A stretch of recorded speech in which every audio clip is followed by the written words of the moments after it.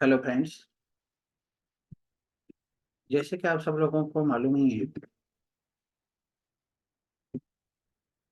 PTT 2024 की counselling चल रही है। इस वक्त पीटीटी का जो 2 ईयर और 4 ईयर डिग्री कोर्स है, दोनों का पूरा स्केड्यूल हमने ऑनलाइन डाल रखा है। इसमें आप एक देख सकते हैं यहाँ पर कि इस वक्त हमारा ये वाला प्रोसेस चल रहा है। अलॉटमेंट आफ्टर फर्स्ट काउंसलिंग, और उसके बाद में फीस जमा कराने का प्रोसेस अभी ऑनलाइन चल रहा है।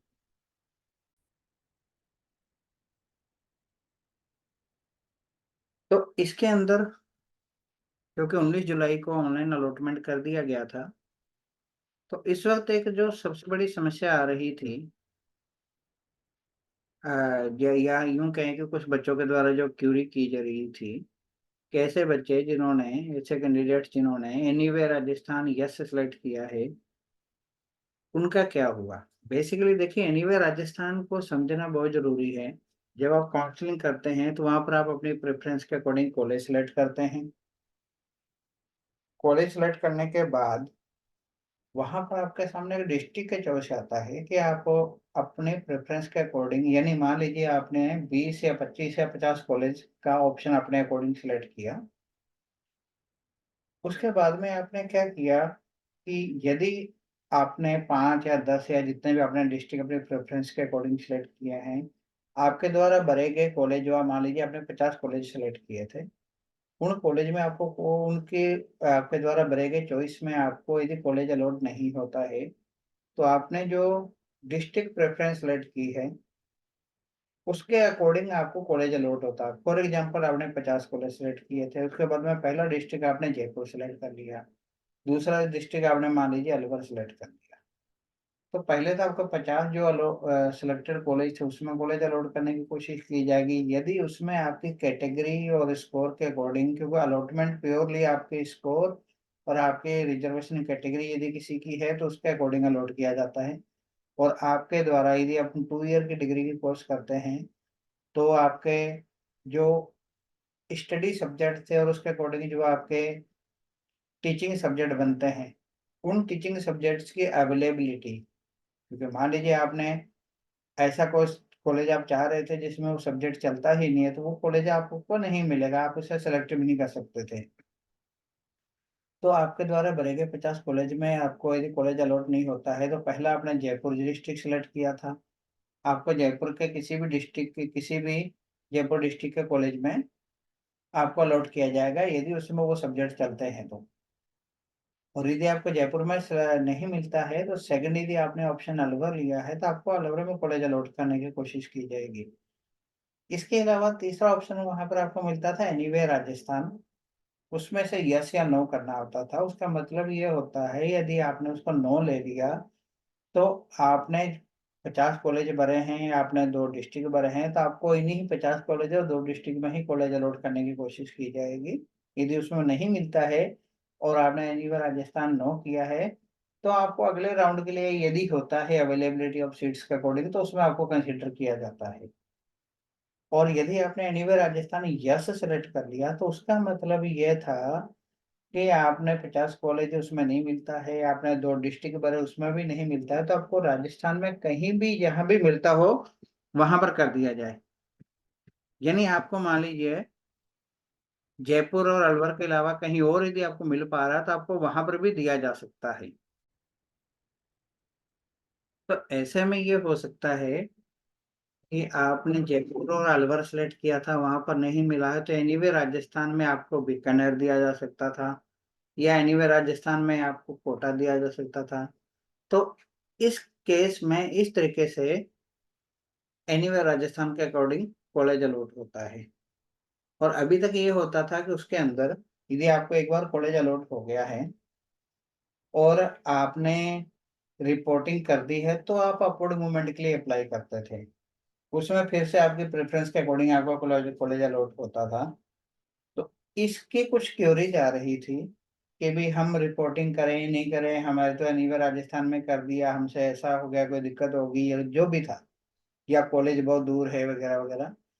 तो इसको ध्यान में रखते हुए यूनिवर्सिटी ने एक चीज डिसाइड की है कि जिन अभ्यर्थियों ने एनीवे राजस्थान में कॉलेज आवंटित हुआ, जिन्होंने एनीवे राजस्थान यस कर दिया था और उनको एनीवे राजस्थान के अकॉर्डिंग, मान लो वो रहने वाला तो अलवर का है और उसने एनीवे राजस्थान यस कर दिया था, उसको बाड़मेर अलॉट हो गया या किसी को गंगानगर अलॉट हो गया, तो उनके लिए एक सुविधा दी गई है कि ऐसे अभ्यर्थी किसी भी कारण से उक्त आवंटित कॉलेज में प्रवेश लेने के इच्छुक नहीं हैं, तो वो अभ्यर्थी अभी शुल्क जमा नहीं करें एवं द्वितीय काउंसलिंग में भाग लेवें। क्योंकि अभी तक ये होता था कि आपको रिपोर्टिंग करना ज़रूरी है, उसके बाद ही आपको अपवर्ड मूवमेंट के लिए ऑप्शन दिया जाएगा। यही रीज़न है कि अभी जो हमारा अपवर्ड मूवमेंट होता है, अपवर्ड मूवमेंट क्या होता है? आपने मान लीजिए 50 कॉलेज सेलेक्ट किए थे, उसमें से आपको 20 नंबर का कॉलेज मिल गया, आपने रिपोर्टिंग कर दी है।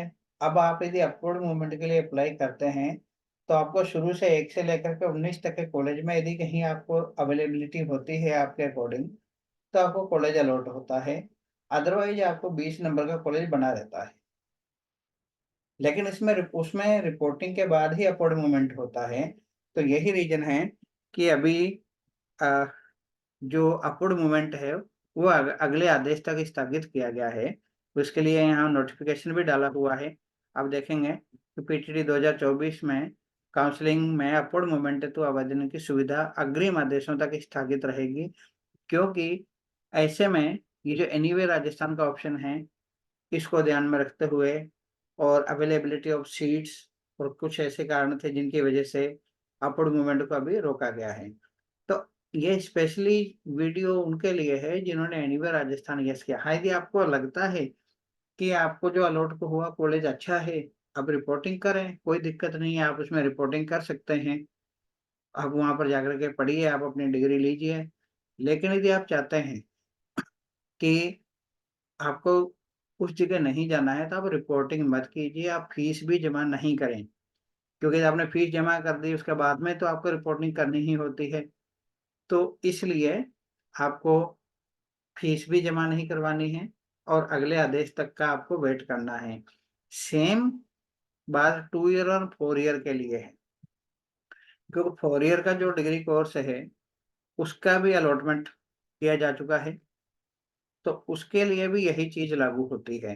जैसे हम 4 ईयर डिग्री कोर्स वाले लिंक पे यदि क्लिक करते हैं, तो वो आपको अंदर जाकर के उसकी सारी डिटेल आपको मिल जाती है कि आपको उसके लिए क्या-क्या करना है, कैसे-कैसे करना है, आपको अलॉटमेंट से रिलेटेड या जो भी चीज़ें हैं, आपको सारी की सारी वहाँ पर मिल जाएँगी। तब ये देखिए यहाँ पर हमने 4 ईयर डिग्री कोर्स के लिए जब क्लिक किया था कि वो 4 ईयर डिग्री डिग्री कोर्स जो होता है 10+2 के बेस पर होता है। तो यहाँ पर आपको अलॉटमेंट लेटर और रीप्रिंट पेमेंट इनवॉइस, क्योंकि 5000 वाली जब आप रिपोर्टिंग करते हैं, तो उस वक़्त आपसे, क्योंकि आपने काउंसलिंग जब रजिस्ट्रेशन किया था तो ₹5000 की आपने फीस जमा करवाई थी, ऑफ़लाइन या ऑनलाइन जिस भी मीडियम से, तो आपसे वो रसीद माँगी जाती है। याद रखिए, आपको 5000 एंड जो आपकी अलॉटमेंट के टाइम पे 22,000 की फीस की रसीद है, इसको बहुत ही सावधानी से सँभाल के रखें। आप इसको स्कैन करके इसको डिजिटल फॉर्मेट में भी अपने पास रखें। इन केस कल को आपका एडमिशन कैंसल होता है या आपको अपवर्ड मूवमेंट में कॉलेज नहीं मिलता है या फिर आपने फीस जमा करा दी, आपकी रिपोर्टिंग नहीं होती, आपके डॉक्यूमेंट में कोई प्रॉब्लम थी, जैसे मान लीजिए कोई रिजर्वेशन कैटेगरी का कैंडिडेट है, ओबीसी का है, सबसे ज़्यादा जहाँ प्रॉब्लम आती है उनका ओबीसी का सर्टिफिकेट पुराना होता है जो वैलिड नहीं होता, या किसी भी ऐसे रीज़न से आपका यदि एडमिशन नहीं हो पाता, तो end of the all process आपको फीस रिफंड की जाएगी। जब फीस रिफंड की जाएगी, तो उससे ऑनलाइन आपसे डिटेल माँगी जाती है कि भई आप अपने चालान जो-जो भी जमा करवाए हैं, उसको अपलोड करें या स्कैन करें, जो भी है। तो उस वक़्त ये आपके बहुत काम आएगी। तो इन रसीदों को, जो भी आपकी फीस है, इसको आप सँभाल के रखिए। ये 2 year and 4 year degree course दोनों के लिए सेम है।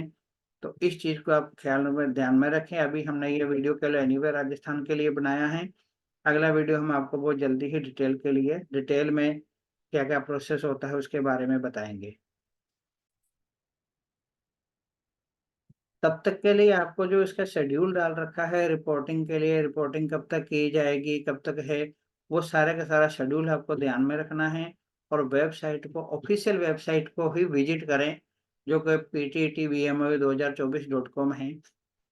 क्योंकि आप किसी भी अनऑथोराइज वेबसाइट पर जाकर के यदि कोई डिटेल देखते हैं और कल को वो डिटेल यदि गलत होती है, तो उसके लिए पीटीटी कार्यालय जो है, उसके लिए जिम्मेदार नहीं होगा। और शेड्यूल डाल रखा है वेबसाइट के ऊपर, आप इसी को ही वैलिड माने।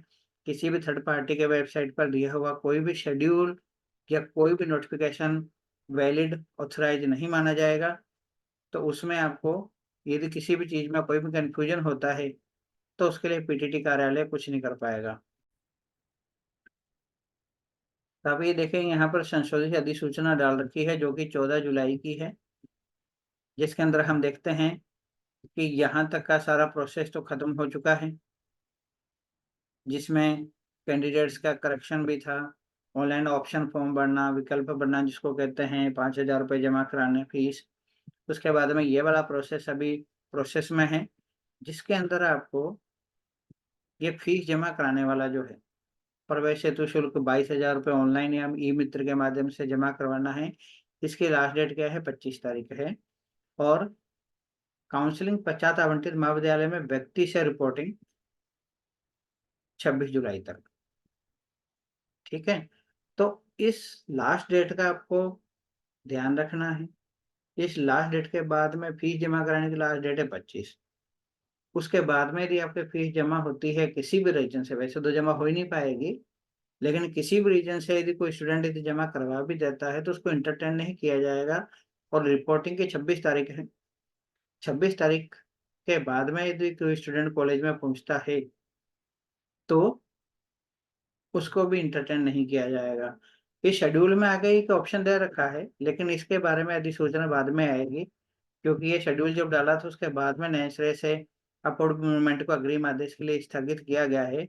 तो अभी तक कृपया इस चीज़ को ध्यान में रखें कि आपका जो शेड्यूल है अभी इस टाइम, वो केवल 26 जुलाई तक के लिए ही है। उसके बाद में जो भी डिटेल आएगी आपको ऑफिशियल वेबसाइट पे दे दी जाएगी। तब तक के लिए आप जो भी फीस जमा करानी है, डॉक्यूमेंट है आपके, जो भी आपके कंप्लीट नहीं है, उनको जल्दी से जल्दी कंप्लीट करके और दिए गए शेड्यूल के अंदर कॉलेजेस में रिपोर्टिंग करें। Thank you.